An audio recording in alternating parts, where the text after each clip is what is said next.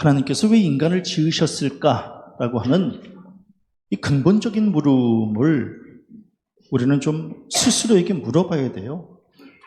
그러니까 하나님이 왜 우리를 지으셨을까? 그 창조 목적을 알아야 이 피조물이 행복할 수 있는 거거든요. 그러니까 하나님께서 왜 사람을 흙으로 지으시고 그 코에 생기를 불어넣으시고 그래서 생명이 되도록 하신 걸까? 그래서 왜 우리를 영적 존재로 이렇게 지으신 걸까? 그것은 영이신 하나님께서 우리를 영적으로 지으셔야 영적 교제가 일어날 수 있기 때문에, 그래서 하나님은 우리와 영적 교통을 하기 위해서 우리를 영적 존재로 만드신 거거든요. 아주 쉬운 말로 하면 우리를 예배하는 존재로 왜 이렇게 만드신 걸까? 그래야 하나님이 예배를 받으실 수 있기 때문에 그러는 거예요. 그래서 모든 인간은 이 안에 하나님의 영이 심겨져서 예배하지 않으면 견딜 수 없는, 그래서 그 사람이 문명국가에서 살든 미개한 국가에서 살든 모든 존재는 다 예배하는 존재로 살도록 하나님이 우리를 처음부터 그렇게 지으신 것이다라고 하는 거예요. 그래서 온전히 예배해야만 하나님과 인간, 인간과 인간, 인간과 자연, 이 모든 이 관계 속에서 행복할 수 있도록 하나님이 우리를 처음부터 그렇게 지으셨다라고 하는 겁니다. 이렇게 그냥 주일날 달리기나 하고 이런 존재로 지으신 것이 아니다라고 하는 거예요. 주일날 돈 벌러 다니고 주일날 무슨 여행하러 다니고 이렇게 우리를 지으신 것이 아니라 예배하는 존재로 살라고 우리를 지으셨다라고 하는 거예요. 이건 하나님의 창조의 목적이에요. 창조의 질서고 창조의 섭리예요. 그런데 이제 이걸 깨닫지 못하고 주일날 그냥 막 자기 마음대로 사는 거예요. 안 돼요. 절대로 그러면 안 됩니다. 하나님이 우리를 왜 지으셨을까를 먼저 생각하셔야 돼. 아하, 우리를 통해서 예배를 받으시기를 원해서 우리를 영적 존재로 지으신 거구나. 그래서 이제 우리 이렇게 다 영적 존재로 지음을 받았는데, 이 인간의 죄로 인해서 하나님의 계획이 다 산산조각 무너지고 말았어요. 이 죄성이, 이 안에 죄가 들어가게 되니까 예배하지 않는 거예요. 다 자기 마음대로 살고 싶은 거야. 하나님 우리를 영적 존재로 지으셨는데 이걸 자꾸 잊어버리는 거예요. 육적 존재라고만 생각하는 거야. 그러니까 돈 벌러 나가고, 그러니까 여행하러 다니고, 그러니까 지금 이 주일날 아침에 달리기나 하고 앉아있고, 이거를 하나님이 보시기에 얼마나 답답하실까? 그러니까 죄라고 하는 것이 뭐예요? 하나님과 교제를 막는 거예요. 하나님에게서 등을 돌리게 하는 거예요. 에덴 동산에서 쫓겨나는 거예요. 하나님과의 교제가 끊긴 거예요. 하나님과 교제가 끊겼는데 어떻게 행복할 수 있겠어요? 말도 안 되는 소리입니다. 인간의 행복은 하나님과의 영적 교제가 일어날 때, 이어질 때만 행복할 수 있는 것이지, 하나님과의 교제가 끝나는데 어떻게 행복할 수 있어요? 그건 있을 수도 없는 일입니다. 왜? 하나님은 처음부터 우리를 그렇게 만들지를 않으셨다라고 하는 거예요. 그러니까 그 어떤 상황 속에서도, 그 극한 상황 속에서도 하나님 앞에 예배할 때 예배를 통해서 우리가 행복해질 수 있는 거거든요. 좀 그거를 좀 우리 교인들이, 또 세상 사람들이 좀 깨달았으면 참 좋겠다. 하나님이 우리를 뭐 때문에 지으셨을까? 이거 가장 근본적인 이러한 물음에 우리가 답할 수 있어야 된다라고 하는 거예요. 가인과 아벨, 대초의 인간 가인과 아벨, 그들도 이제 마음속에 영적인 이 생기가, 이 생기로 인해서 이게 막 꿈틀거리는 거예요. 예배하지 않을 수 없거든요. 왜? 하나님이 처음부터 예배를 드리도록 만들어 놓으셨기 때문에 예배하지 않을 수 없어요. 그런데 죄의 본성을 안고 예배를 드리는 거예요. 그 예배가 온전해질 수 있겠어요? 예? 그러니까 가인은 하나님께서 자기 예배를 받아주지 않는다고, 예? 자기 재물을 받아주지 않는다고 동생을 돌로 쳐서 죽이잖아요. 참 묘해요. 예, 묘합니다. 동생을 쳐서 죽이게 되어지니 예배라고 하는 것이 뭐예요? 하나님 앞에서 드리는 거거든요. 그런데 죄 가운데 예배를 드렸더니 어떤 현상이 나타나요? 여호와 앞을 떠나서. 그러니까 죄를 지으면 여호와 앞을 떠나게 되는 거고, 하나님의 자녀로 사는 것은 여호와 앞에 나오게 되는 거고, 그 차이예요. 그러니까 주일날 여호와 앞에 나와서 예배하는 존재들은 하나님의 자녀가 되는 거고, 여호와 앞을 떠나게 되는 것은 방황하는 삶을 사는 거고, 간단합니다. 저는 우리 성도들 여호와 앞을 떠나지 마시고 여호와 앞에 나오시기를 바랍니다. 그렇게 사는 것이 복된 삶이다라고 하는 거예요. 이거보다 더 큰 축복은 없다라고 하는 겁니다. 창세기 4장 16절에서 24절을 보니까 하나님을 떠난 가인과 그의 후손들, 자기네들 마음대로 살고 싶은 거예요. 성읍을 막 건축하는 겁니다. 목축을 하는 거지요. 각종 악기를 만들어서 음악을 막 이렇게 막 지어서 불러요. 그리고 동철로 기계를 만들어서, 그래서 하나님 없이 살아갈 수 있는 토대를 만듭니다. 그게 영원할까요? 네? 목축을 하고 농사를 짓고 음악을 만들고 동철로 기계를 만들어서 자기네들의 문명을 건설하지만 그 문명은 오래가지 못한다라고 하는 겁니다. 아니나 달라요. 라멕이라고 하는 이 사람은 자기 아내들에게 뭐라고 이야기를 해요? 에? 나의 상처로 말미암아 내가 사람을 죽였고 나의 상함으로 말미암아 소년을 죽였도다. 아하, 하나님을 떠난 인간들은 죽음의 역사를 만들어가고 있는 겁니다. 죽이고 에? 하나님이 이렇게 살라고 말씀하지 않았는데 하나님을 떠난 인간들은 계속해서 죽이는 겁니다. 내가 사람을 죽였고 나의 상함으로 말미암아 소년을 죽였도다. 그래서 너무너무 안타까운 거예요. 응? 그러니까 이 아버지의 마음을, 하나님의 마음을 좀 알아야 되는데, 그러니까 하나님이 얼마나 섭섭하실까.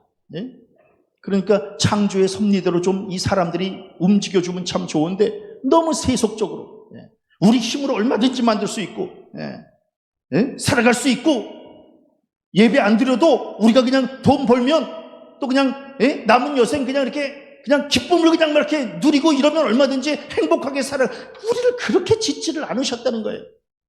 하나님은 우리를 그렇게 짓지 않으신 겁니다. 하나님의 만물을 지으신 것은 우리를 통해서 예배를 받으시고 그 예배를 통해서 우리에게 복 주시려고 이렇게 우리를 지으셨는데, 근데 하나님하고 전혀 다른 길을 걷고 있으니 하나님께서 얼마나 마음이 아프실까. 그래서 저는 부모의 마음을 아는 자식들은 그게 효자고, 부모의 마음을 모르고 그냥 사는 그런 자식들은 사실은 패역한 거거든요. 그러니까 부모님의 마음만 읽어낼 줄 알면 그릇된 길로 갈 수가 없거든요, 사실은. 그런데 부모님의 마음을 잘 몰라요. 부모님의 마음을 잘 몰라. 제가 오늘 아침에 어떤 영상을 하나 봤는데, 이게 글쎄 오리 같아. 오리가 그냥 이렇게 가을 추수 때인데 콤바인을 이렇게 밀고 이제 이렇게 추수를 하잖아요. 콤바인을 이렇게 밀고 추수를 하는데 그 콤바인 그 칼날 앞에 오리가 딱 맞고 서 있는 거예요, 오리가. 그러니까 이 농부가 그냥 계속해서 앞을 가야 되는데 오리가 그 칼날 앞에 서가지고 못 가게 하는 거예요, 이게. 그러니까 이 농부가 콤바인에서 내리는 거예요. 내려서 도대체 이 오리가 왜 이러나 그랬더니 세상에 그냥 그 콤바인 앞에 이 오리 알 4개가 이렇게 있는 거예요. 와, 저 그거 보고 깜짝 놀랐어요. 그러니까 이 오리가 그 콤바인 그 칼날이 자기 새끼들 그냥 밀고 갈까봐 그냥 그걸 막아. 그냥 끝까지 이걸 막는 거예요, 못 가게. 그런데 이 위에 있는 농부는 그 칼날 밑에 뭐가 있는지를 모르잖아요. 그러니까 그냥 막 밀고 그냥 가려고 그랬더니 세상에 그 오리가 그걸 막는 거예요. 그래서 그냥 이 농부가 그 알을 이제 다 이렇게 치워주는 거예요. 나는 그 오리 엄마의 마음, 그 어떨까? 내 자식들이 그 칼날에 그냥 다 짓밟혀 갈 거를 생각해서 자기 온몸으로 그냥 그걸 막잖아요. 난 그런 엄마, 우리도 그런 부모님의 그 마음을 안다면 자식들이 그렇게 마음대로 살지 못하지. 우리가 하나님의 마음을 안다면, 하나님의 마음을 안다면, 우리를 왜 지으셨을까라고 하는 이 마음을 안다면 주일에 이렇게 살지를 않지. 하나님이 왜 우리를 지으셨고 왜 우리를 지금까지 책임져 주실까? 하나님의 마음은 오직 하나예요. 우리를 통해서 예배를 받으시기를 원하고 계시는 거예요. 그럼 그거를 그냥 해드리는 게 뭐 어려워? 그냥 나와서 하나님 앞에 그냥 겸손히 예배하는 거예요. 근데 우리의 예배의 모습이 얼마나 완벽해요. 완벽하지 못해도 그냥 하나님의 존에 나와서 이렇게 그냥 앉아서 그냥 예배할 때에 그 예배조차도 하나님은 받으시기를 기뻐하신다라고 하는 거예요. 그러니까 예배하는 존재보다 더 귀한 존재는 없는 거거든요. 아니나 달라. 서로 죽이고 죽임의 역사, 무슨 뭐 자기네들이 무슨 뭐 대단한 문명을 뭐 만들어요? 예? 막 농사 짓고 뭐 목축을 하고 음악을 만들고 기계를 만들어서 문명을 세우면 그 문명이 뭐 든든히 뭐 설 줄을 알았던 모양이에요. 아니라니까요. 다 죄악만 쌓이는 거예요. 그래서 하나님께서 홍수로 쓸어버리는 거예요. 처음부터 다시 시작하기 쉽다는 거예요, 하나님은. 아, 내가 이 인간들을 잘못 만들었구나. 응? 나는 이 인간들을 예배하는 존재로, 영적인 존재로 만들었는데 전혀 내 생각하고 다르구나. 그래서 이제 쓸어버리는 거예요. 생각해보면은 하나님이 그냥 첫째 날, 둘째 날, 셋째 날 계속해서 뭐라고 말씀하시고, 보시기에 좋았더라. 얼마나 하나님이 우리를 지으시고 이 세상을 지으시고 보기 좋았으면 그렇게 그냥 그 보기 좋았더라, 보시기에 심히 좋았더라 이렇게 말씀하실까? 그런데 그 보시기에 심히 좋았더라라고 말씀하시는 것을 홍수로 쓸어버리시는 하나님의 마음을 한번 생각해 보세요. 우리가 이렇게는 못 살지. 응? 우리를 이렇게 지으시고, 또 간간히 또 그런 생각해요. 우리 자식들 키울 때 얼마나 공을 들였어요. 정말 저도 공을 들였지만 우리 자식이 자기 자식 키울 때 보면요, 와, 정말 요새 옛날에 우리 자식들 키울 때는 날로 먹었어. 우리 때는 다 방목했잖아. 그냥 다 풀어서 그냥 알아서. 그래서 우리 흙 퍼먹고 살았잖아. 근데 요즘 자식들은요, 절대로 세상에 그냥 아기를 보러 가고 싶어서 보러 가려고 했는데 주사 맞으셨나요? 그래서 아기 보려고 100일에를 맞았다니까. 아니, 예방접종도 안 하는 내가, 감기 독감 주사도 안 맞는 내가 100일에 주사를 맞고 가서 아기를 볼 정도로, 그 정도로 이제 그 자식들을 그렇게 키우는 거예요. 그러니까 하나님도 마찬가지거든요. 우리를 애지중지 이렇게 키우셨잖아. 이렇게 애지중지 우리를 키우셨는데 이렇게 지금 장성해서 세상에 예배하는 존재로 이렇게 살아가면 얼마나 하나님이 흐뭇해. 근데 기껏 다 키워놨더니 자기 마음대로 사는 거예요. 자기 마음대로 그냥. 그러니까 하나님이 그냥 홍수로 쓸어버리는 거예요. 관둬라. 재정비한다. 재정비. 그래서 이제 홍수로 쓸어갔잖아요. 쓸어가니까 이제 노아가 그때 깨달은 거예요. 홍수를 다 마친 다음에 노아가 여호와께 제단을 쌓고 뭐예요? 다시 시작하고 싶다는 거거든요. 하나님이 우리를 통해서 예배를 받으시는 하나님이구나, 이걸 뒤늦게 깨달은 거예요. 그래서 노아가 홍수 마치고 이 방주 밖으로 나오자마자 노아가 여호와께 제단을 쌓고 모든 정결한 짐승과 모든 정결한 새 중에서 제물을 취하여 번제로 제단에 드렸더니 여호와께서 그 향기를 받으시고 제사가 제대로 된 거예요. 그러니까 온전한 피조물로 다시 회복이 된 거거든요. 그러니까 어디서부터 틀어졌는가를 알고, 하나님이 이걸 싫어하시는구나. 그러면 다시 우리 예배하는 존재로 살아야 되겠구나. 그래서 하나님의 홍수 심판 이후에 제일 먼저 노아가 했던 게 하나님 앞에 제사를 드렸던 거거든요. 하나님, 우리들 다시 예배하는 존재로 살겠습니다, 이렇게 결단했던 거거든요. 그러니까 하나님은 굉장히 제사에 대해서, 예배에 대해서 예민하신 분이에요. 그 집념이 아주 강하신 분이에요. 모세에게 뭐 때문에 율법을 주시나요? 시내산에서. 간단해요. 예배 드릴 때 이렇게 드려야 된다, 이거 아니겠어요? 뭐 때문에 성막을 지으라고 명하시나요? 예배를 드릴 땐 성막 안에서 이렇게 드려야 된다. 뭐 때문에 레위기를 주시나요? 성막 안에서 예배를 드릴 땐 이런 절차를 밟고 이런 짐승을 이렇게 해서 하나님 앞에 바쳐야 된다. 이거 전부 다 하나님은 그만큼 예배에 굉장히 민감하신 분이세요. 그러니까 그것만 잘해드리면 되는 거거든요. 우리가 예배만 잘 드리면 되는 거예요. 그럼 복 받는 거예요. 부족하지만 최 목사 초등학교 2학년 때부터 예수 믿고 지금까지 한 55년 동안 예배 안 빠졌다 그랬잖아요. 예배를 안 빠지고 하나님 앞에 예배하는 존재로 이렇게 살았더니 지금까지 복을 주시잖아요.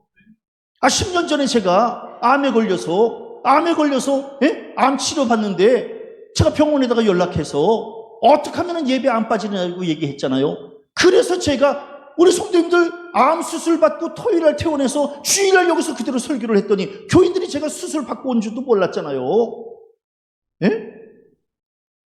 왜? 예배하는 존재로 살아야 된다는 거예요. 우리는 뭐 때문에 살아요? 또 뭐 때문에 고쳐줘요? 예배하라고. 그런데 우리는 기껏 건강 줬더니 주일날 아침에 달리기나 하고. 참 기가 막혀. 나 오늘 마라톤 한다는 얘기 듣고 그냥 뚜껑이 열렸어. 응? 아, 주일날. 그러면 그 안에, 아니, 마라톤 하는 사람들 중에 예수 믿는 사람들 있을까요? 없을까요?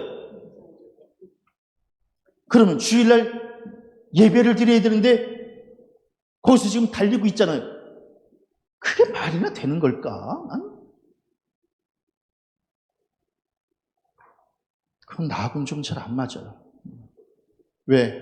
그냥 평생을 예배 하나에 그냥 목숨 걸고 살았던 저하고는 조금 좀 잘 안 맞아요.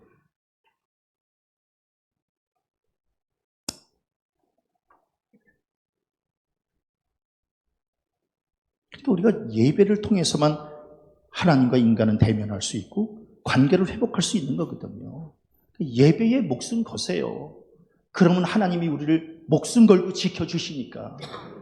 예배 하나에 목숨, 우리가 무슨 대단하게 무슨 삶을 살아요. 우리 신앙이 뭘 대단해요. 그냥 예배 하나 놓치지 않고 그냥 사는 거 아니겠어요?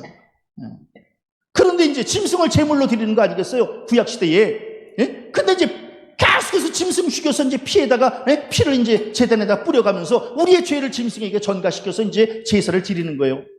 그러니까 하나님도 참, 하나님이 참 우리한테 굉장한 기대가 있으셨던 것 같아요. 우리 인간은 한 번 제사를 지내면 그다음부터 죄를 안 짓는 존재라고 생각을 하셨던 것 같아. 자, 굉장히, 우리도 자식들 굉장히 믿잖아요. 그렇죠? 키우면서 자식들 굉장히 믿잖아요. 우리 자식은 이렇게 안 그럴 거다 이렇게 생각하면서 자식들 키우잖아요. 근데 믿는 도끼의 발등이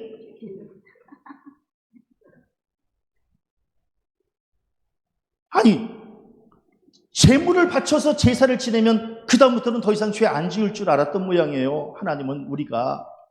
근데 제사를 지내고 돌아서면서 또 죄를 짓는 거예요. 와, 정말 인간은 대단한 존재예요. 제사 지내고 돌아서서 또 죄를 짓는. 우리 성도님들은 그러지 않잖아요. 예배 드리고 그래도 이 예배의 이 영적 기운이, 아주 쉬운 말로 이 약기운이 일주일은 가잖아요. 우리 성도님들은 이렇게 예배 드리고 나가서 바로 죄 안 짓잖아요. 아니에요? 그러니까 이제 제물을 드려서 제사를 드리고 돌아서서 또 죄를 지으니까 계속해서 짐승만 잡게 된 거예요. 응? 그러니까 하나님께서 아차 싶으신 거예요. 야, 이거 보통 문제가 아니구나. 괜히 짐승만 다 날아가게 생긴 거예요. 응? 소, 양, 비둘기. 그래서 하나님께서 안 되겠다. 예수를 이 땅에 보내서 예수의 십자가의 죽음, 단 한 번의 죽음으로 이 백성들의 모든 죄를 그냥 사하는 방법밖에 없겠구나. 그래서 이 땅에 예수께서 오신 거거든요. 그래서 누구든지 예수 그리스도를 마음으로 믿고 입으로 시인하면 구원은 물론이요, 하나님 앞에서 나와 예배할 수 있는 자격이 주어지는 거거든요.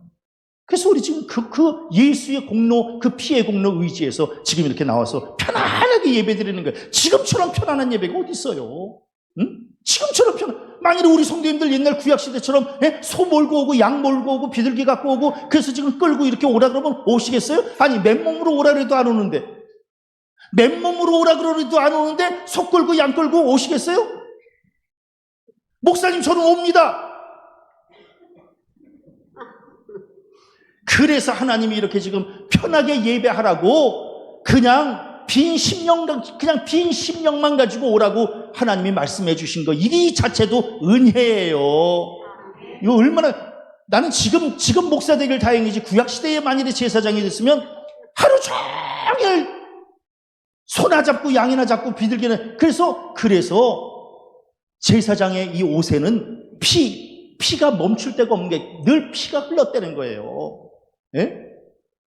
나는 만약에 그때 구약시대의 제사장들은 안 될 것 같아. 난 그런 거 싫어. 목사님 그런 거 싫어하시는 분이 그렇게 생새우를 그냥 뜯어서 잡수시나요? 저는 새우를 소금구이로 못 먹어요. 뻑뻑해. 그걸 왜 먹나 이런 생각이 들어요. 그래서 그냥 살아있는 새우 막 펄펄 뛰더라고. 그래서 펄펄 뛰어서 그냥 펄펄 뛰지 못하게 그냥 목을 잘랐지.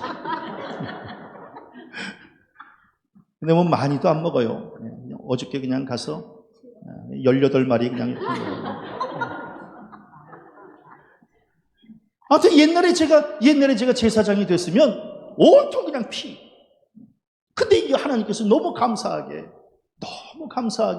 그냥 예수의 보혈의 피만 의지해서 예배하는 자에게 죄사함은 물론이요 축복까지 주신다고 약속해 주셨으니 이거 이렇게 그냥 와서 예배만 드려도 그냥 받을 복이 많은데, 응? 왜 주일날 왜 뭐 하고 계시느라고 그렇게 예배를 안 드려? 응?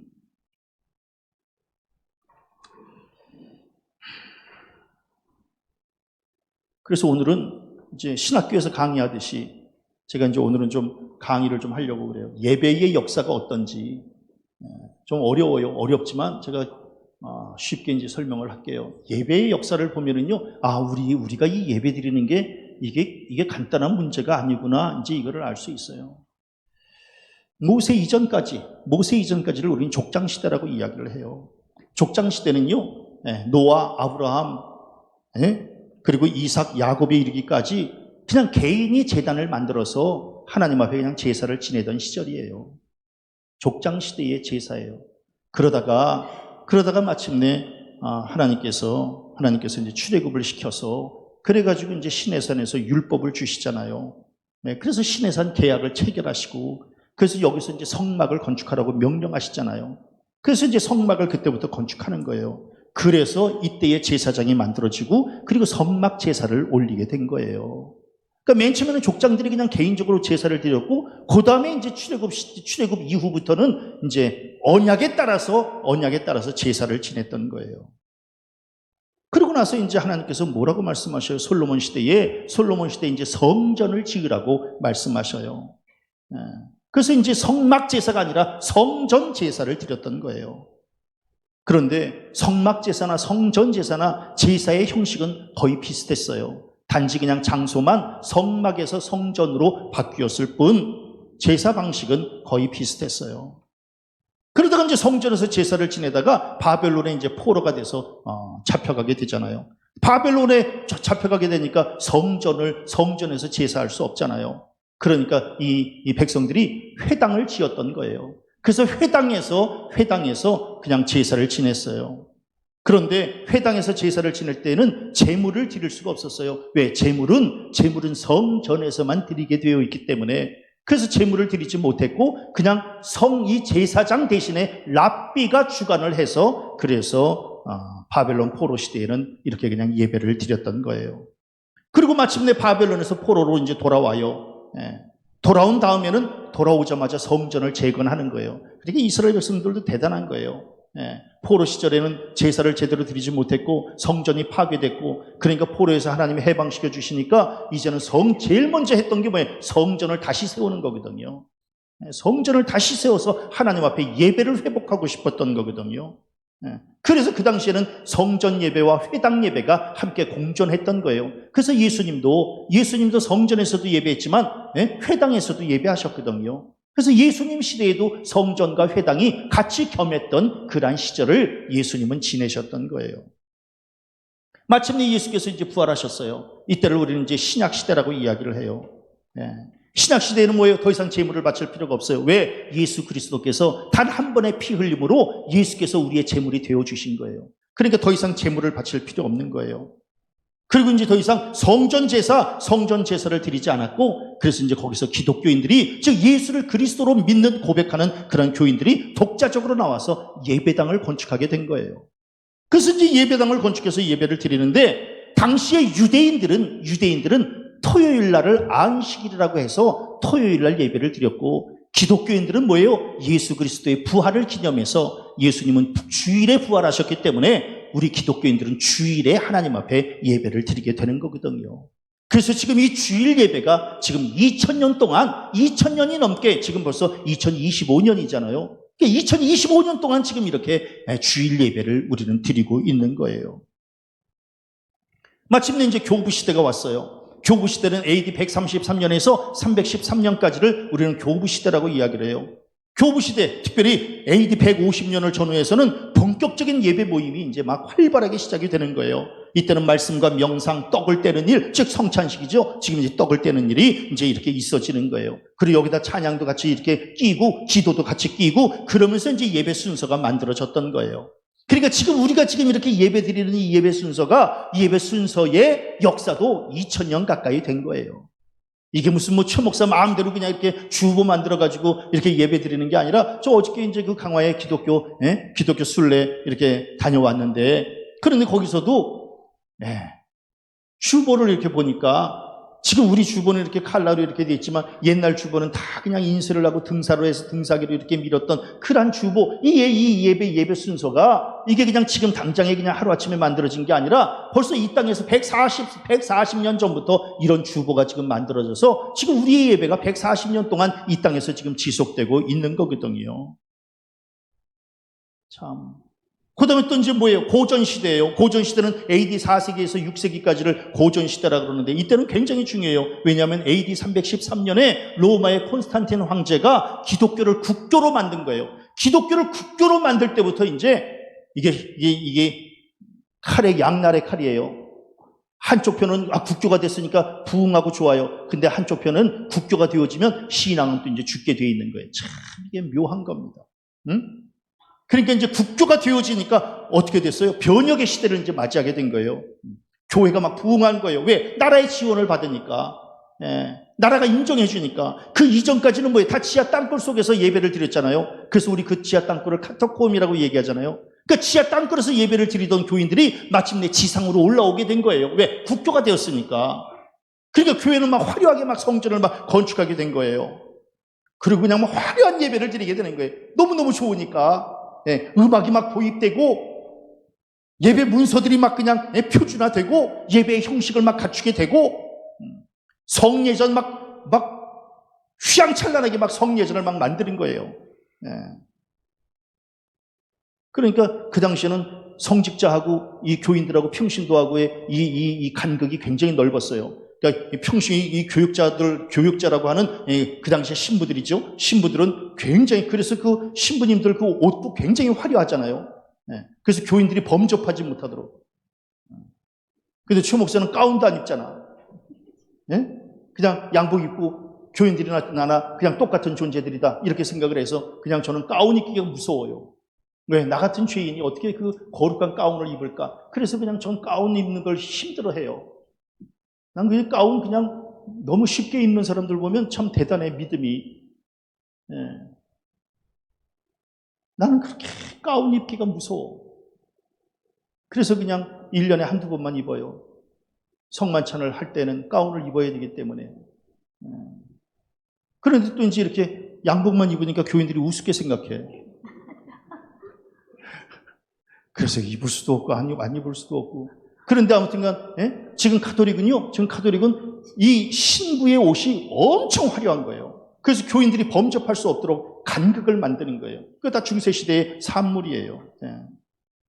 그러다 보니까 예배가 형식화되고 세속화되고 권력화되고 이제 이런 시절을 이제 중세시대 때에 이제 이 고전시대 때 보내는 거예요. 여기 절정이 이루는 게 이제 중세시대예요. 중세시대 때는 이루 말할 수 없어요. 뭐 교회가 막 부흥이 되니까, 부흥이 되면 나뉘어지게 돼 있어요. 그래서 동방교회, 서방교회로 막 나눠지는 거예요. 그리고 막 거칠 것이 없으니까 막 전쟁, 그리스도의 사랑을 증거하는 교회가 십자군 전쟁을 일으키는 거예요. 그래서 막 죽임의 역사를 막 만들어가는 게 참 웃기는 거죠. 그 당시에 지금으로 말하는 코로나예요. 그 당시에 막 흑사병 막 전 세계적으로 막 그 흑사병이 막 퍼져서, 그래서 그냥 막 다 죽어가는데도, 그럼에도 불구하고 십자군 전쟁을 막 일으켜요. 그러면서 세상과 교회는 단절되기 시작하는 거예요. 그래 세상과 교회가 단절되니까 지금 이렇게 예배가 지금은 말씀 중심의 예배잖아요. 그때는 성예전 중심의 예배예요. 성예전 중심의 예배.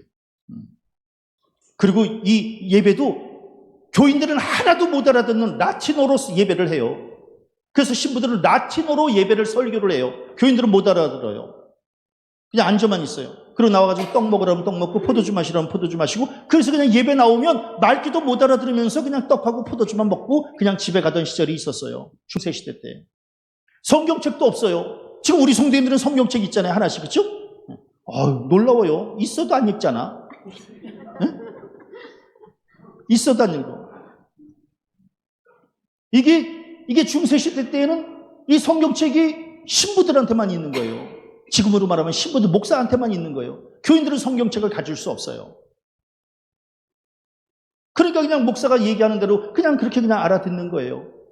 이런 깜깜이 신앙을 중세시대 때에는 하고 있었던 거예요. 그러니까 이제 뭐예요?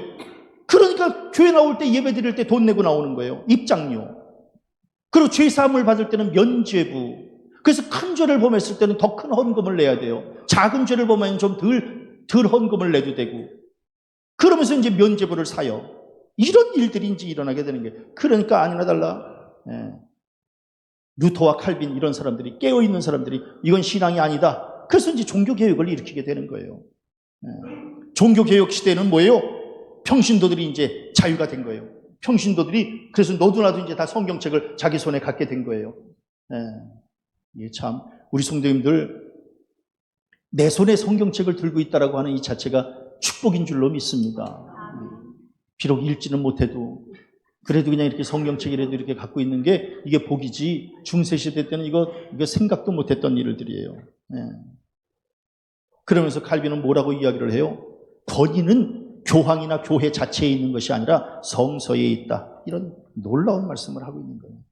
그러니까 우리가 지금 교회를 믿는 게 아니에요. 목사를 믿는 게 아니에요.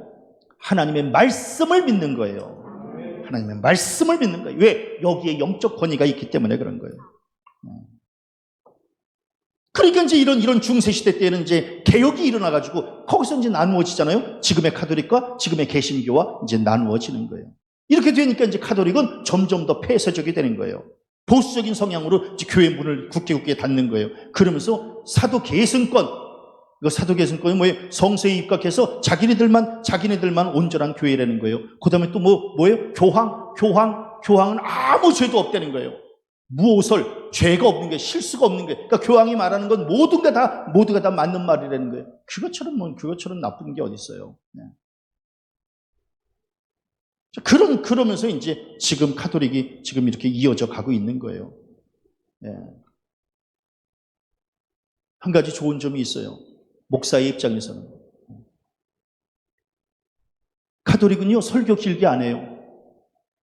그리고 그 설교도 본부에서 설교가 내려와요. 그러면 그냥 신부는 그냥 그 설교 내려오는 설교 그냥 읽기만 하면 돼요. 그래서 나 그게 제일 부러워. 그냥 성례전만 잘 치르면 돼. 그냥 이렇게 떡하고 포도주만 잘 전달하고, 그리고 그냥 이렇게 거기다 이렇게 교본이 있어요. 그냥 그 교본대로 그냥 딱 하고, 그리고 그냥 거기 본부에서 나오는 설교 몇 페이지 안 돼. 그냥 그거 이렇게 읽어만 주면 돼요. 그래서 설교 준비 따로 할 필요 없어요. 그리고 너무 좋잖아요.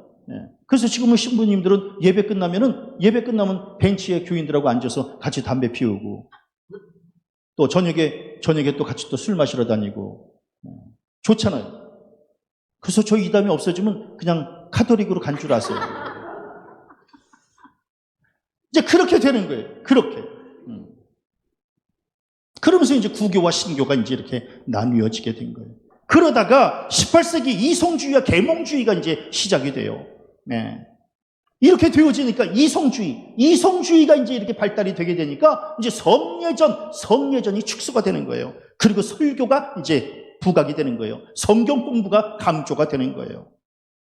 이렇게 되니까 이제 막 성령의 역사, 신비주의 이런 거는 조금씩 왜? 이성주의가 발달이 되니까 영성은 자꾸 죽는 거예요.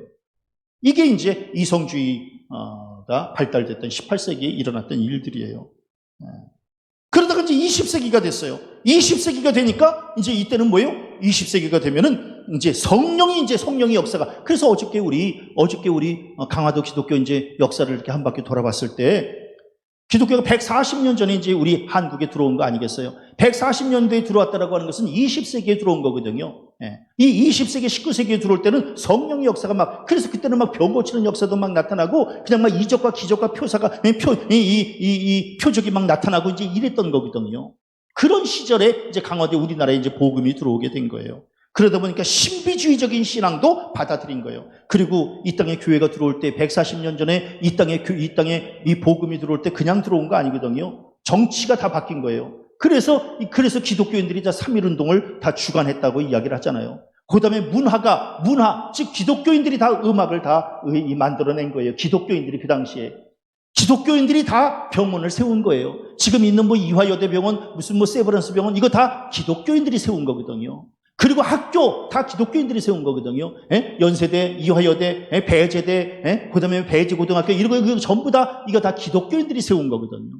이게 왜 제 이 말씀을 드리냐면, 다양한 문화라고 하는 것은 정치, 경제, 문화, 음악, 교육, 병원, 이런 모든 것들이 다 결합되어져서 20세기에 이제 이러한 신앙이 들어오게 된 거예요. 그래서 복합적인 성격의 복합적 형태의 신앙을 이제 갖추게 된 거예요. 그럼 우리는 지금 뭐예요? 우리 지금 21세기에 또 이제 살아요. 우리는 20세기와 21세기 지금 겸하여 살고 있는 이 존재들이에요. 지금 우리는. 우리는 지금 20세기도 살았어요. 그리고 21세기도 지금 이렇게 살아가고 있어요. 21세기는 뭐예요? 개인주의 확산이에요. 공동체 꾸리는 게 너무 힘들어요. 이게 지금 21세기의 특징이에요. 안 모여. 안 모여. 젊은 사람들 안 모여요. 옛날에 지금 이렇게 20세기를 같이 거쳐왔던 분들은 다 모여요. 그렇죠? 네, 20세기를 거쳐왔던 분들은 이 공동체의 중요성을 알고 지금 이렇게 모이잖아요. 21세기의 신앙생활을 하는 우리 젊은 사람들은 안 모여요. 다 개인주의에 지금 빠져 있어요. 그러다 보니까 공동체가 어려워져요. 그리고 세속주의, 다 물질주의에 빠져 있는 거예요. 전부 다 다들 뭐 돈이라면 뭐 그냥 전부 다 돈에 빠져 있는 거예요. 세상 쾌락에 빠져 있는 거예요. 21세기의 시대적 특징이에요. 영적인 무관심이에요. 그런데다가 지금 환경은 뭐예요? 지구온난화예요. 지구온난화로 인해서 지금 환경이 지금 굉장히 아주 급속도로 변화되고 있어요. 전염병 확산되고 있어요. 우리 몇 년 전에 코로나를 겪었잖아요. 이게 앞으로 또 와요. 그리고 뭐예요? 사회적 양극화. 정치적으로 딱 나누어져 있어요. 경제적으로도 딱 나누어져 있고. 잘 사는 사람만 잘 살아요. 정치적으로 우와 좌가 그냥 딱 나누어져 있어요. 하나가 될 수 없어요. 이게 지금 21세기의 특징이에요. 그러니까 그 가운데서 지금 저는 목회를 하고 있는 거고, 우리 성도님들은 지금 그 가운데서 신앙생활을 하고 있는 거예요. 이렇게 되니까 이제 막 사회적으로 불안함이 있어요. 불안함이 있을 때는 어떻게 돼요? 간단해요. 우상을 섬기는 거예요. 미신, 점집 다니는 거예요. 얼마 전에 어떤 그 신내림 받은 사람이 무당 점집을 차렸는데, 세상에 그 여자가 하는 말이, 교인들이 엄청 온다는 거예요. 점집을. 그러니까 교인이 점집을 안 오면 자기네들이 장사가 안 될 정도로 교인들이 온다는 거예요. 혹시 지금 가슴이 철렁 내려앉는 사람 있잖아요. 아무튼 이 다음에 제가 어디 미아리 수유리 이렇게 가다가 거기서 만약에 걸리면 끝장인 줄 알아. 누가 그랬다 그러잖아요. 미아리 골목 이렇게 지나가는데 권사님 하고 불렀더니 뒤 돌아보는 사람들이. 왜? 사람들이 불안해지는 거예요. 그러니까 이게 21세기의 특징이라는 거예요. 무속과 우상과 이단에 이제 빠지게 되는 거예요. 그리고 뭐예요? 목회자의 영적권이 인정하지 않아요. 그러니까 오늘날 목사들 목회하기가 힘든 거예요. 옛날에는 목사님들이면 껌뻑 죽었거든요. 껌뻑 죽었잖아. 이제는 껌뻑 죽이려고 그래. 목사의 권위를 인정하지 않아. 이게 보통 문제가 아니에요, 지금. 21세기.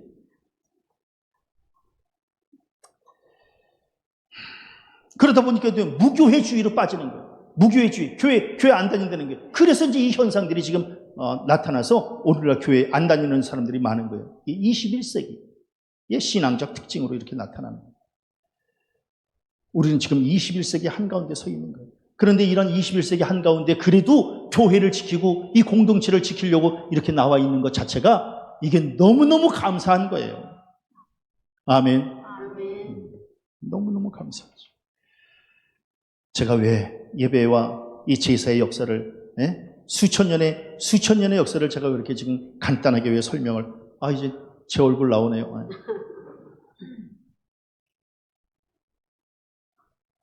왜 제가 말씀을 드리냐면 예배는 하루아침에 만들어진 게 아니라는 거예요. 이게 수천 년의 역사를 담고서 지금 우리한테까지 온 거예요. 길게는 태초부터 온 거고. 역사적으로 예배가 멈춰질 때는 없었어요. 그래서 우리는 코로나 때에도 예배는 드렸던 거예요. 어떻게 할 수 없으니 영상으로라도 예배를 보급했던 거예요.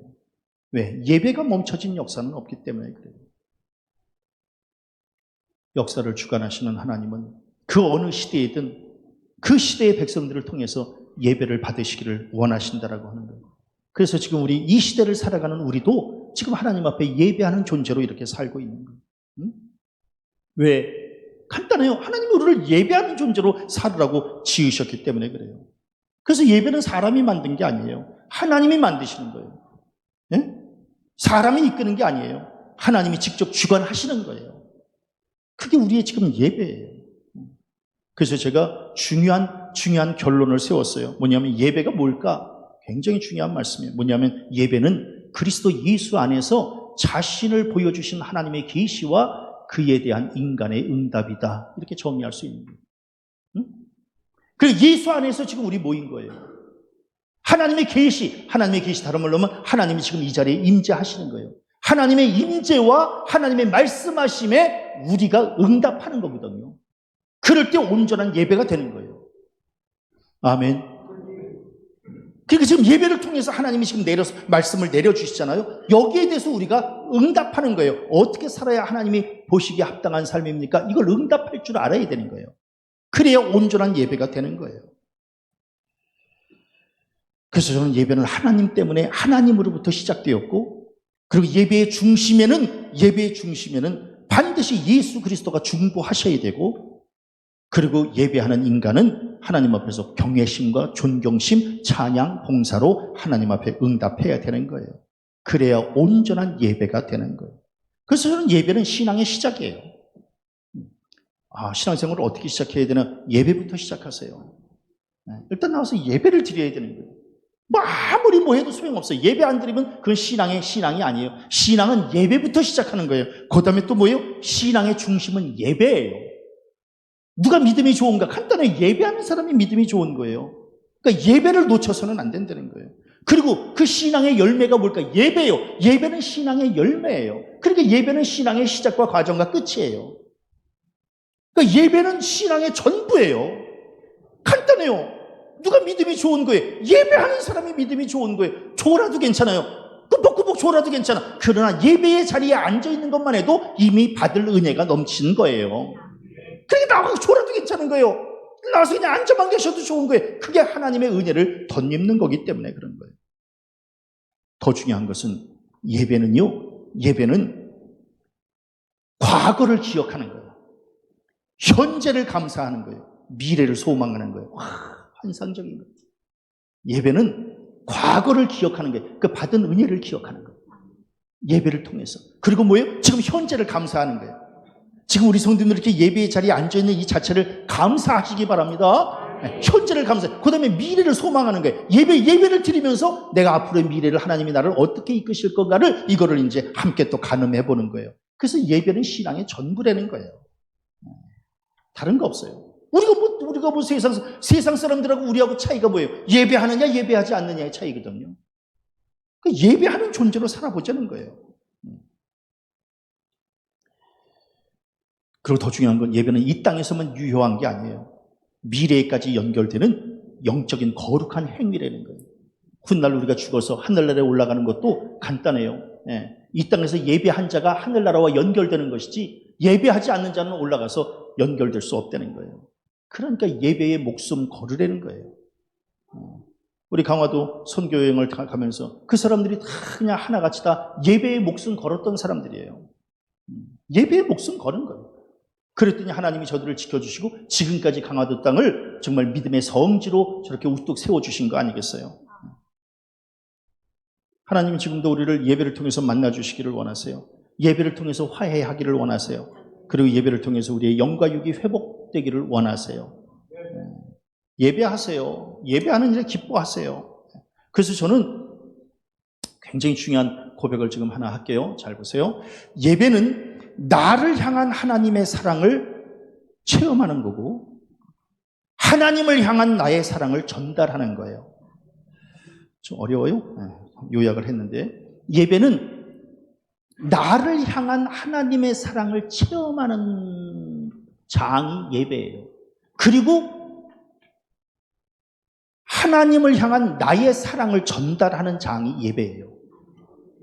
그러니까 나를 향한 하나님의 사랑과 하나님을 향한 나의 사랑이 같이 만나는 곳이 예배예요. 오늘 설교는 거의 신학교 강의예요.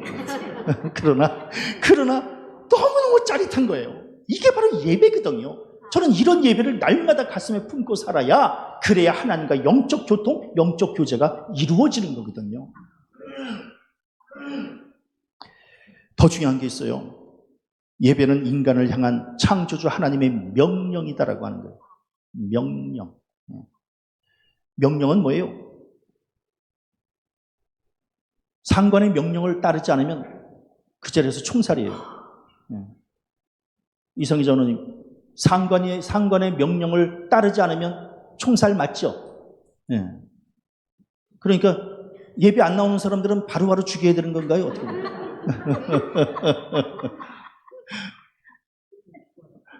그래서 제가 일부 예배 때 이 설교를 이렇게 하면서 상관의 명령을 따르지 않는 사람은 총살입니다. 그랬더니 아멘. 그래서 그러면 예배 안 나오면 죽여야 되는 거 맞죠? 그랬더니 아무 소리도 안 해요. 그래서 제가 이제 김생수 집사님한테 집사님 하나님의 명령에 따르지 않으면 예배 드리지 않으면 죽는 거 맞죠? 그랬더니 목사님 저기 총살은 전시 상황에서나 총살이라고. 아이고. 아무튼 뭐 우리 인간은 빠져나갈 구멍은 꼭 만들어놔요. 아무튼 예배는 하나님의 명령이에요. 명령입니다. 왜? 예배를 받으시기 위해서 인간을 지으셨기 때문에 그렇다라고요. 그래서 저는 예배할 때만 인간이 참 인간 되는 것이다. 인간만 예배하는 거기 때문에 그래요. 짐승은 예배 안 해요. 못 해요. 그 신방 갔을 때 누가 또 그래요. 조용히 해! 예배 중이잖아. 너도 가만히 앉아서 예배해. 아니요. 걔는 예배 못 드려요. 걔는 예배 못 드려요. 걔는 예배하는 게 아니에요. 인간, 왜? 걔는 영적 존재가 아니기 때문에 그래요. 인간만 영적 존재이기 때문에 그래요. 그래서 하나님은 우리를 이렇게 인간으로 지으셔서 그래서 우리를 통해서 예배를 받으시기를 원하신다. 그래서 저는 예배는 삶의 목적이 되어야 된다. 왜 사시나요? 예배하려고요. 멋지잖아요. 연습 한번 해볼까요? 왜 사세요? 이게 정답이에요. 누가 왜 살아요? 예배해야지요. 얼마나 거룩해요. 왜 사세요? 놀러 가려고요. 이게 아니라 왜 사세요? 먹으려고요. 이게 아니라 한 번 더 연습합니다. 왜 사세요?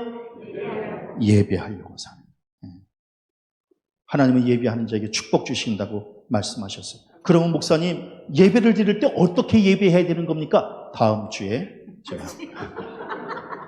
제가 이제 준비해서 그럼 예배가 우리의 삶의 목적이라 그러는데 그럼 어떻게 예배해야 하나님이 받으시기에 합당한 예배일까? 다음 주에 계속해서 한번 좀 살펴보려고 그래요. 자, 한 주간 예배를 가슴에 품고 사시기를 바랍니다. 그리고 예배를 통해서 하나님과 화해하시고 하나님의 은혜를 덧입으시고 그리고 하나님의 축복 가운데에 예배하는 존재로 살다가 돌아오시기를 주님의 이름으로 간절히 축원합니다.